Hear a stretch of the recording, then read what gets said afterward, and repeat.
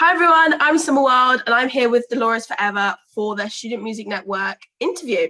So where are you guys based? So are you based solely in the UK? Do you guys go abroad sometimes? Where's your life experience taking you leading up to, becoming Dolores Forever?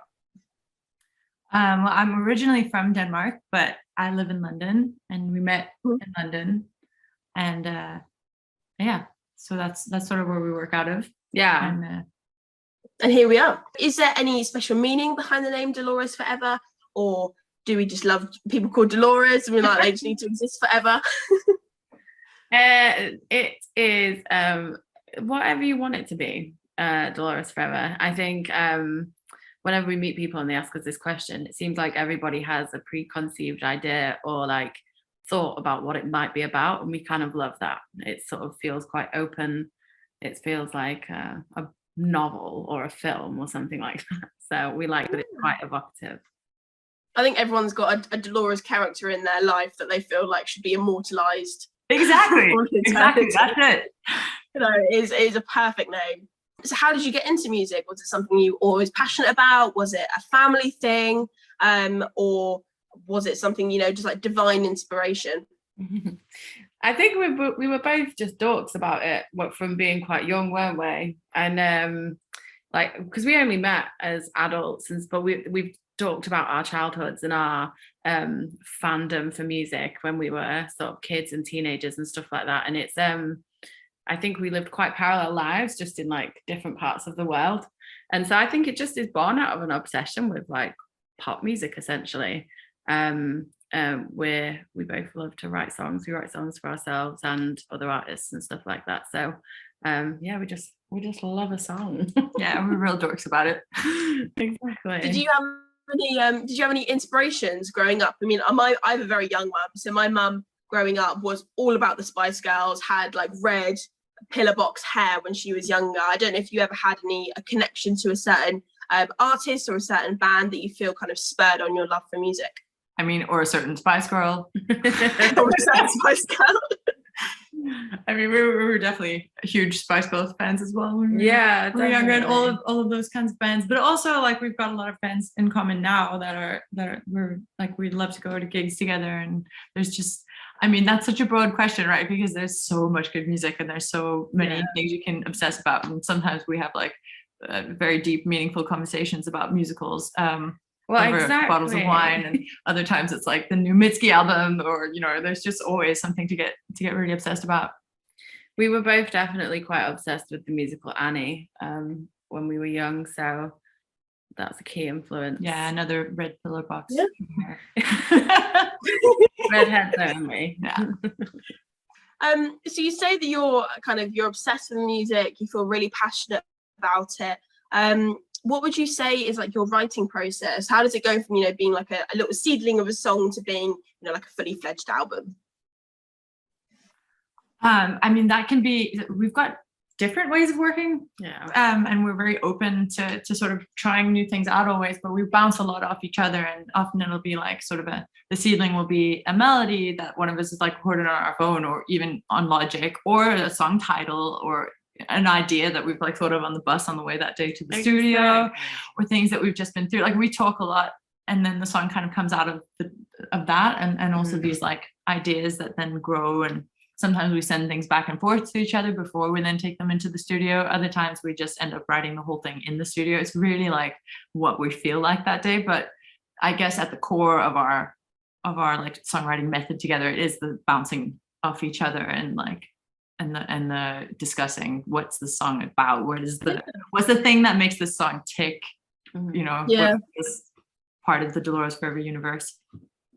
Yeah, I love that.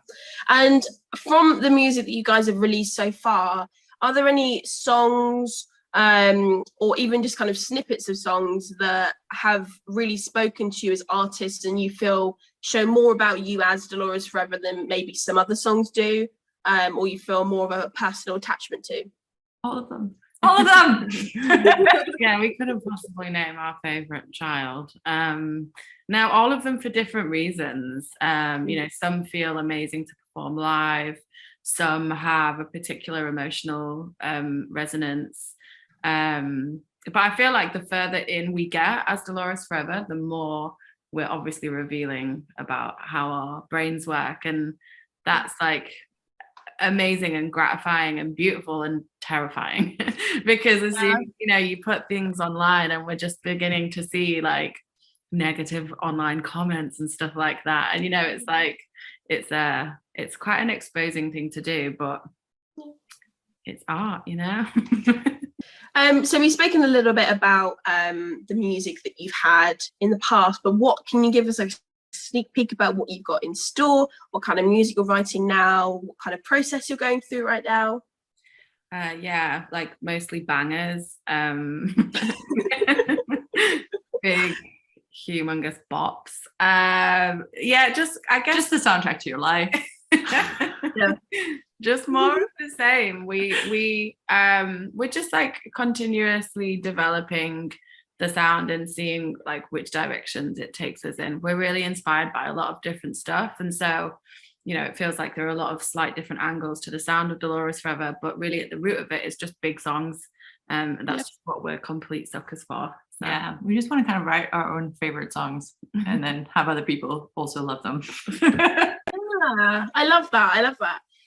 So you just mentioned that there are different angles that your songs take. How do you feel like, you know, Baby Dolores Forever has changed over time into the Dolores Forever that it is, the big mummy Dolores Forever that it is now? I think there are sonic elements in the productions that have become real like key parts to our sound, and exploring those, that's kind of yeah, I would say that. Yeah, definitely that. And then also I think the stories that we want to tell, you know, really kind of seeing like what in this is different to like the other ones that we've told, or like what you know, what kind of like aspects of life can we really try and delve into, rather than exploring the same things over and over. Yeah.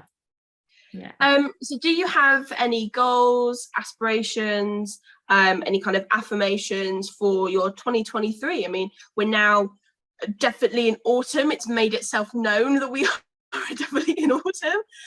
So as kind of 2022 is coming to a close, what are you looking forward to in the upcoming year? We are going to play a lot of shows, hopefully, and we're also planning to put out an album. So we are piecing all of those things together now, but we just look forward to I feel obviously with the dreaded COVID, everything, like people having bands, people were sort of slowed down for a little while, so it just feels like now we're able to just sort of properly let this project out there and go and like play the songs to some people and put some more songs out. So Exactly. So what advice would you give to young musicians and kind of people in university, people my age, who want to become Dolores Forever but don't know how to? I think you've just got to do you. I think you've got to be authentic and true to yourself. I think you've got to work really hard. I think like, music's not an easy game at all. And I think really putting in the time. I when I was younger, a lot of people said, "Oh, keep writing, keep making songs," and and you sort of, you don't want to hear that. You want to know what the opportunity is right now. But actually, it's completely right. You just give it a bit of time, and things start to fall into place. Really. Yeah, and also university is such a great place to like find people to work with and to write with or play with or like kind of explore things creatively. That's like such a gift to have, and really like take advantage of that too. Yeah. So we are now drawing to a close of our interview. It's been so lovely talking to you. I really love your music. I've been a fan of you guys for a while. I love the new song as well. And I can't wait to see what you guys put out in the future.